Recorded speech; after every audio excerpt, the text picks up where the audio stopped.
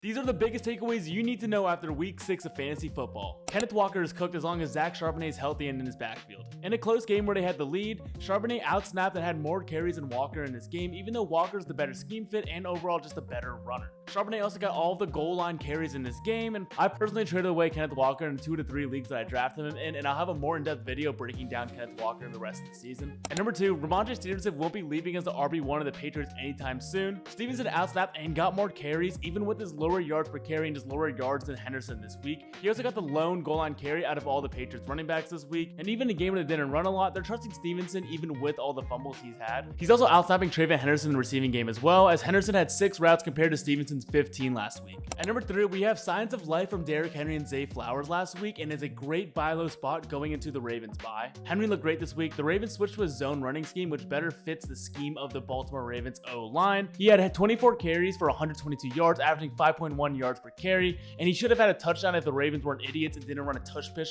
twice in a row. And for Zay Flowers, he's still the target hog in this offense. Flowers had 10 targets for 6 catches, and managers might be panicking after his 2 fumble game. I like buying both of them and going into this bye week before week 8 when Lamar comes back. And finally, congrats to everyone who picked Kamani Vidal to be the RB1 of the Chargers. It greatly paid off this week. He was the leading rusher for the Chargers, getting 75% of the carries in the running back room. He had 18 carries for 124 yards compared to Haskins' 6 carries. This is Vidal's backfield, and he's going to be a weekly start until Marion Hampton comes back.